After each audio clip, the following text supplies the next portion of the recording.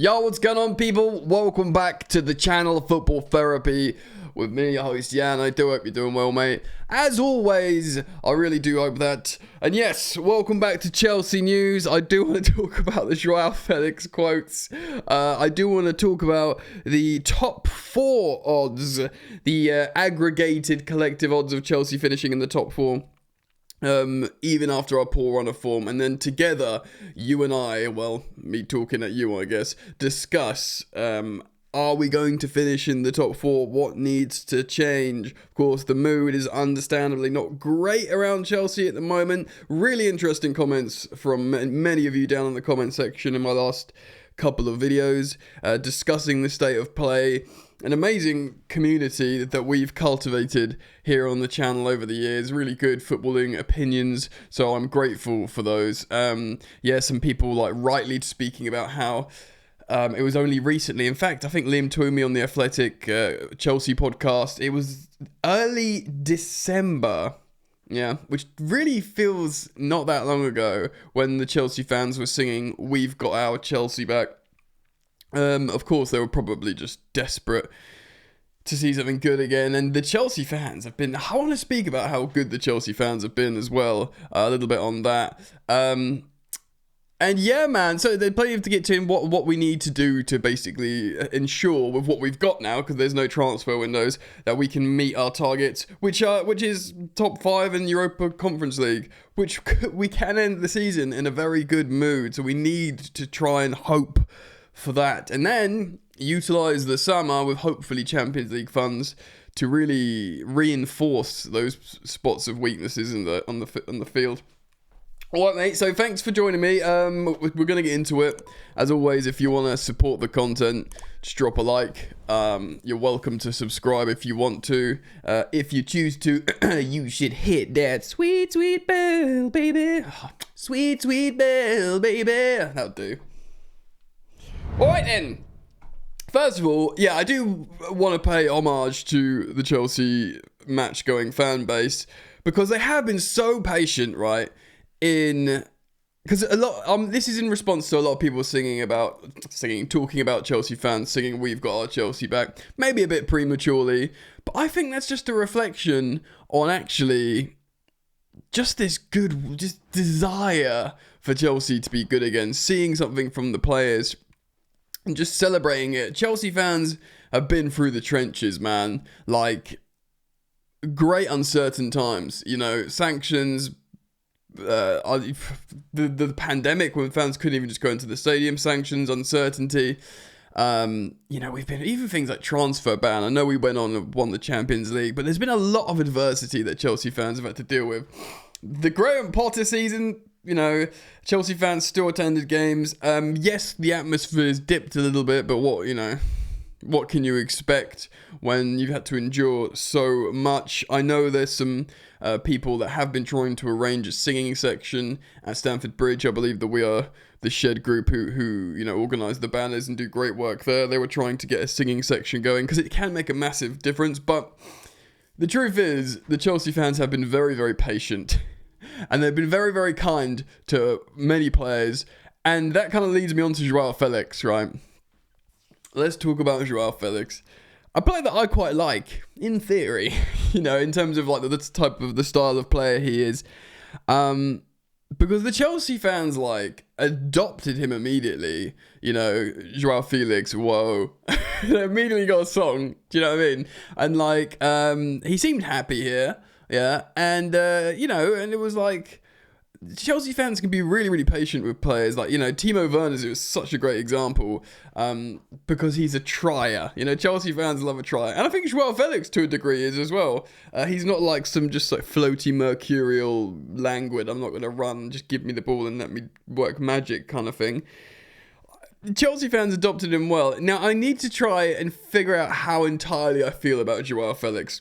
Football's orphan, right? Because he currently on loan at Milan, wasn't getting played at Chelsea. But I'm going to quote Nizar Kinsella, BBC journalist on his social media here, who's aggregated Joao Felix's comments, right?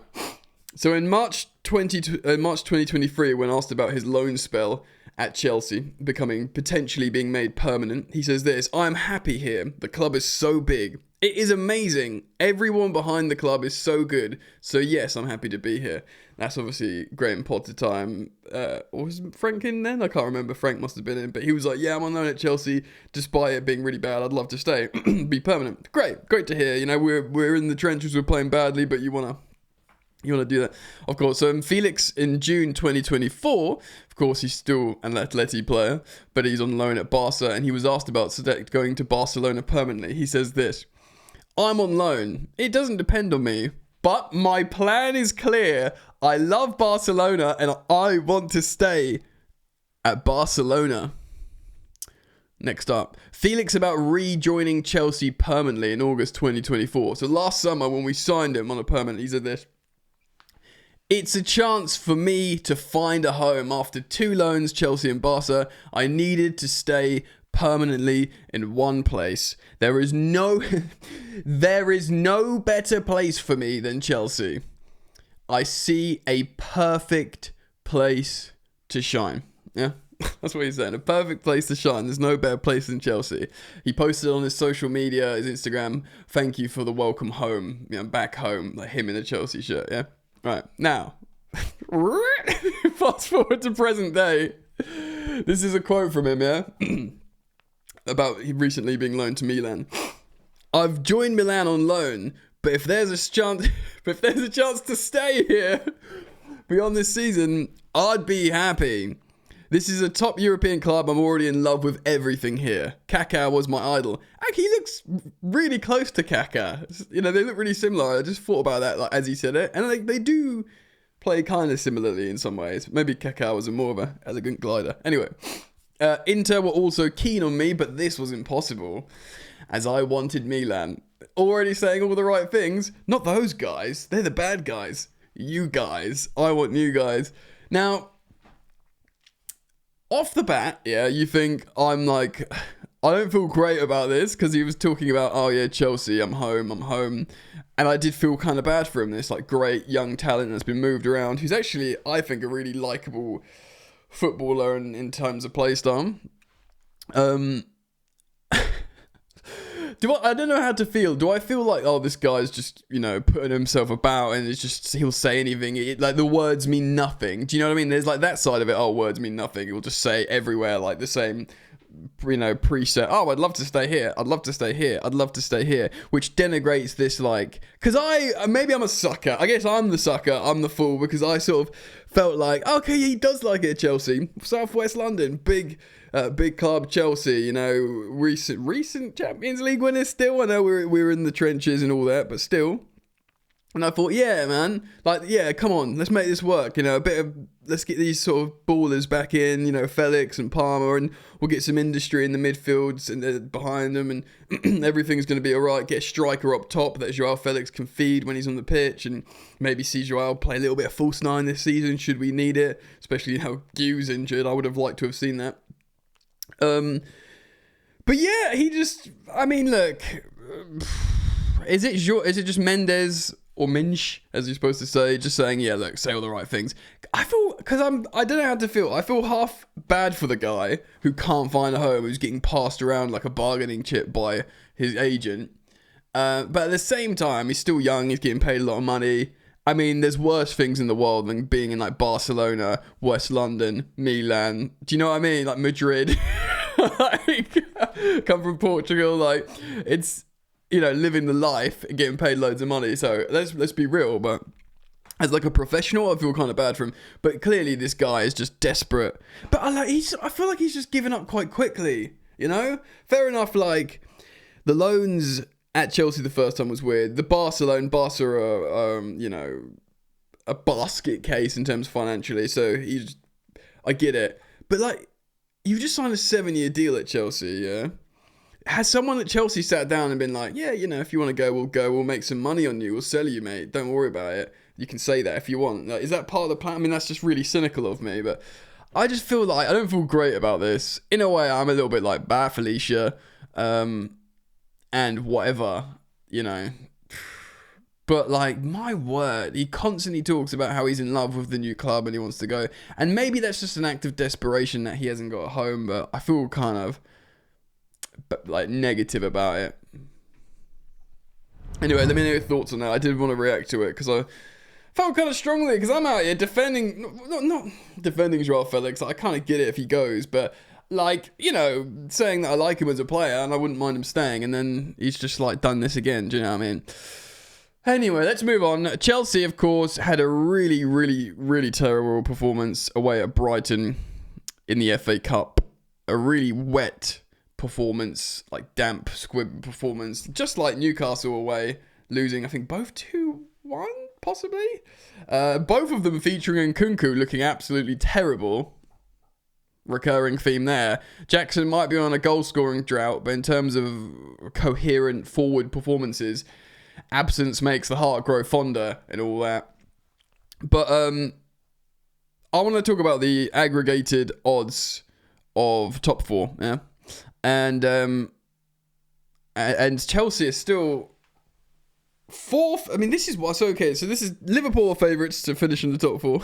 Some people giving 1 over 1,000. Arsenal are second favourites, 1 to 66. For, you know, context, if you put 66 quid on, you get 67 quid back.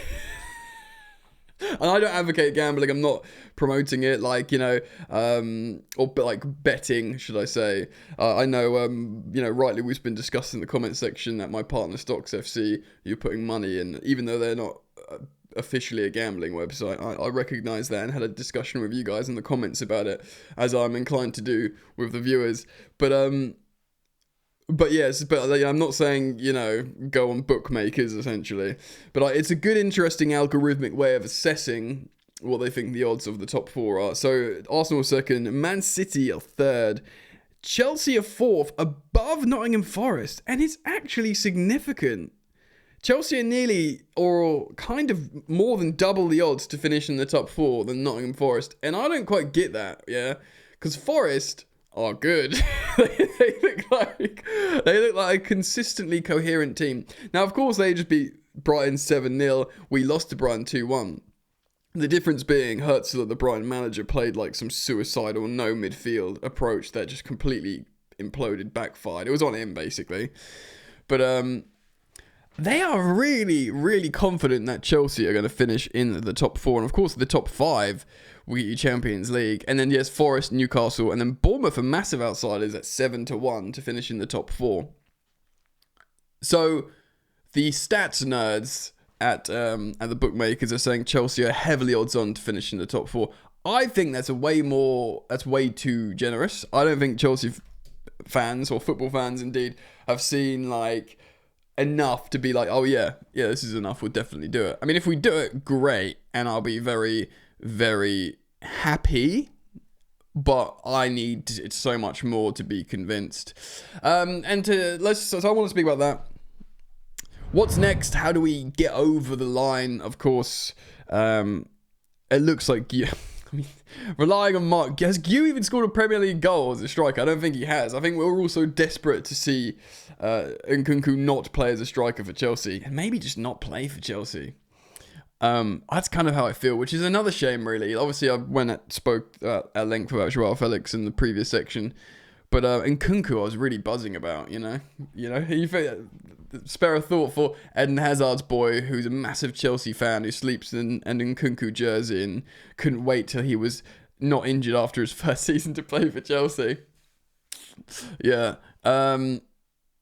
Yeah, look, what do we need? Well, we need Nico Jackson. Yeah, we've literally got nothing else. Like, of course, there's Shim Moeka. I think I'm pronouncing his last name right. He's a 17-year-old striker doing very well for Chelsea.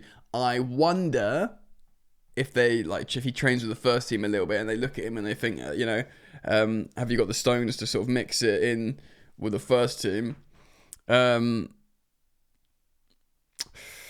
I wonder if we'll see him play a little bit, but I mean, more than anything, just because there isn't the intelligence link up between Nkunku and Palmer, and Palmer's created all these chances since the beginning of December and no one's converted. I know Jackson's not the prolific goal scorer to definitively change those fortunes, but you think, get Jackson in. And look, again, to utilise the Brighton loss as an example, I mean, Gusto was terrible. Of course, he's been a huge discussion point of Chelsea fans. Of course, he's been playing out of position. So to compare him to last season is a little bit unfair as like a flying right back to an inverting central defensive midfielder / number 10. Totally different roles, but as a player, he's looked off it generally as a footballer as well. So, you know, 3 changes from that Brighton loss. You sort of bring in Reece James, you bring in Enzo Fernandez, who brings in some much needed leadership, and you bring in Nico Jackson, and then you just hope out of those 3 wingers that someone can find some form out of Sancho, Madueke, and Neto, because Neto scored the goal and they looked terrible again. I think the system maybe let them down a little bit, and that's down to the manager, but he still likes to set up with wingers that sort of basically take on their man. They're 1v1 wingers, which in a way absolves you of the blame. Absolves the system of blame, because it's like, right, the wingers get in a position, 1v1, get the ball in the box. Yeah. No, that's not relying on some like systemic formulaic way of playing. That's you do your thing, bro. Do you know what I mean?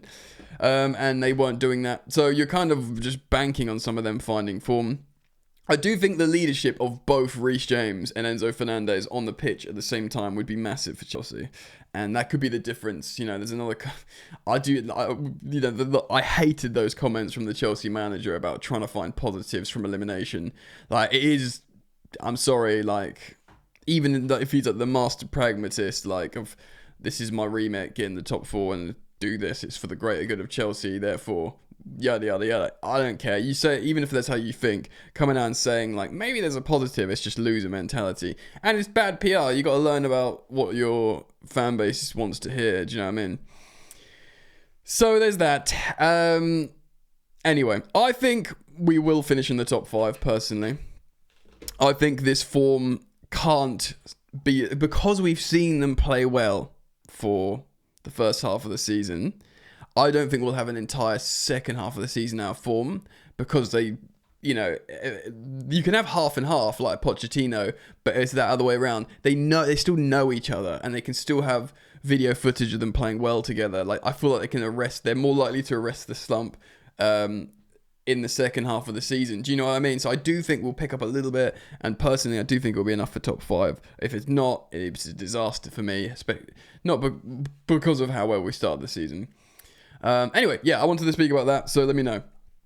Comment your thoughts down below, what you think we need to go over the line in terms of personnel, tactics, whatever, managerial choices in terms of his setup. And yeah, I'll thank you as always for joining me. Really appreciate your support, continued support here on the channel, and I hope to see you back here soon. Peace.